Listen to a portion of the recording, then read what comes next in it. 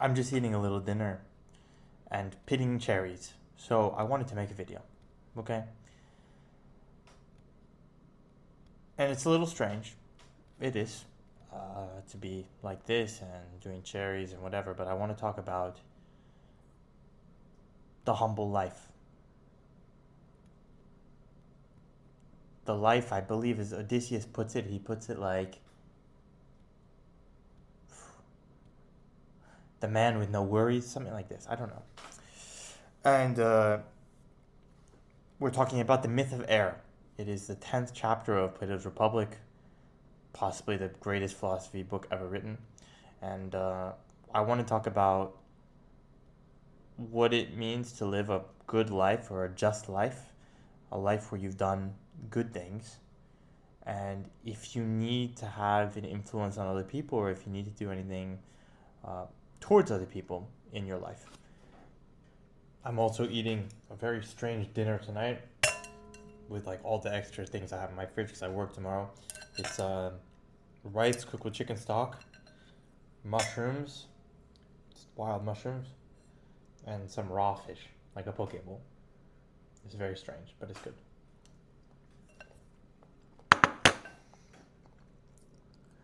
All right, so let's start with the Plato's Republic. The Plato's Republic is 10 books, and it is a question of what is good. That is the question of the book. It starts off in quite a strange way, and I will not get into the whole book, but they basically have a conversation about what it means to be good, how do you need to order structure society for people to do good, the different types of people who you'll deal with, etc. And in the final book, they come to a myth. It's not reality, but a myth. A mental problem, if you will. And basically, when you are dead, you are sent to a type of purgatory, right?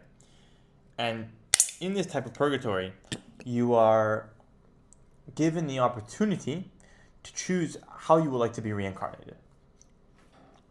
Everyone is chosen random in this lot, so whether you're a king, a tyrant, someone who killed others in your life or did good in your life, it doesn't matter. You're randomly chosen as to which draw you get to choose. So first draw, you get to choose first. Last draw, you get to choose last. And you choose the type of life which you would want. And so many people end up choosing, right, the first person chooses a tyrant, or they choose a king with lots of money. They choose to be inherit to the throne. They choose to be the son of a shepherd. Animals choose other animals' lives or the lives of humans, etc., etc. And finally, the last draw is Odysseus, the Homeric hero. And he looks around. Everyone has been taken already, right? But he searches deep in the countryside to find the humble man. The humble man who searches and tends to his sheep and has a generally unconcerned life with other people, right? Odysseus then says, if I had been the first pick, it's who I would have taken, and I'm the last pick, I still would take him. And so the very strange dilemma you get into, right, is why does the hero or the main character of the Odyssey, Odysseus, want to choose the life of a humble person? Now, it's very complicated, this, because Plato is preceded by Homer, right? And so in many ways there is a difference in philosophical outlook between Homer and the Tales of Odysseus. But Odysseus is seen by Plato to be an honorable person, a just person, in fact.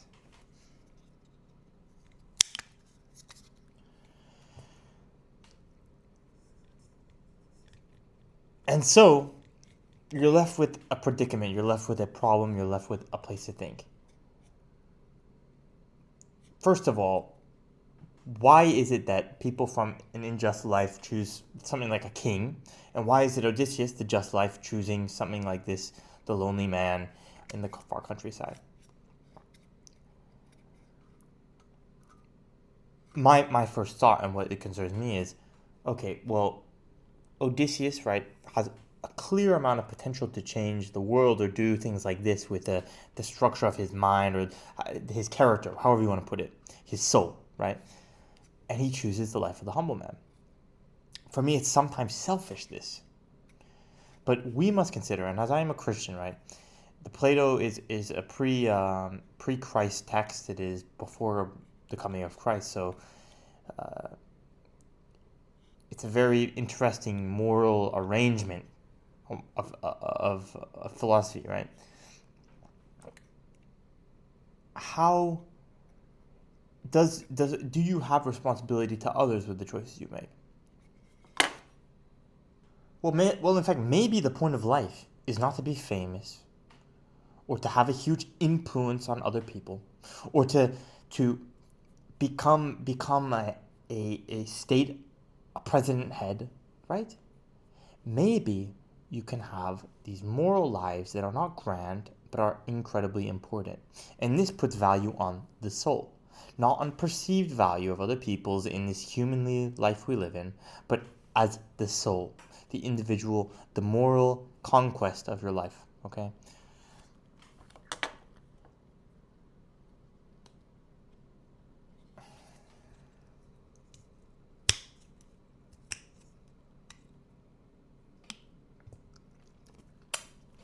Delicious.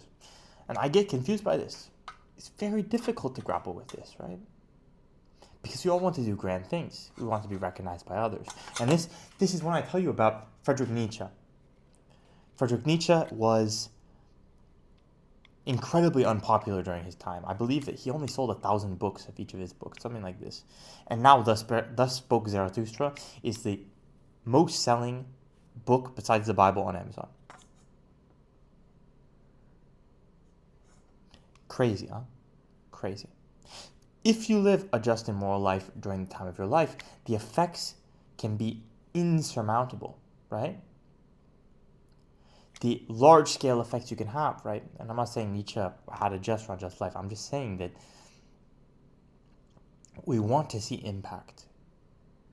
We want to be the person who is famous or will make lots of change. And there is a place for these people, but the essence, the moral essence of living a good life does not exist like this. It's the day-to-day choices you choose, the day-to-day things you choose to do, right? Being a realist, understanding your place, and to not have envy of others that may be in a different place than you. So it's then, in this moment, I use it to cast away this utilitarian mindset you might have. I know when I go to church, right, I meet with a guy some weeks, and he is incredibly kind to me and tells me to go to, before I eat the sacrament, to go to repent and to go to confessions, right? And he's just a very, very impactful person. And our mind now is, in this day and age, right, in my mind, right, with social media, is to go and say, I want to do that, but I want to expand it to many people as possible. I want to be like this guy, but I can hit 100 birds with one stone. This is not how it works. Certainly you need people like this that will gather others together. Maybe that's the purpose for my life. I don't know.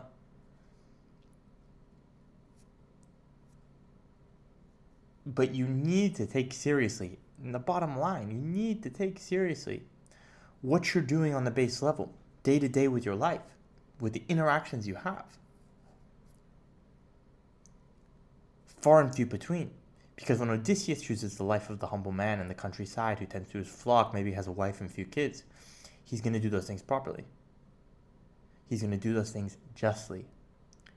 He will respect the land. He will respect the ecology. He will respect his wife. He will respect his kids, and his kids, wife's family, farm will respect him back. And who knows the impact that can have. Anyways, that's the myth of air for you guys. Thank you.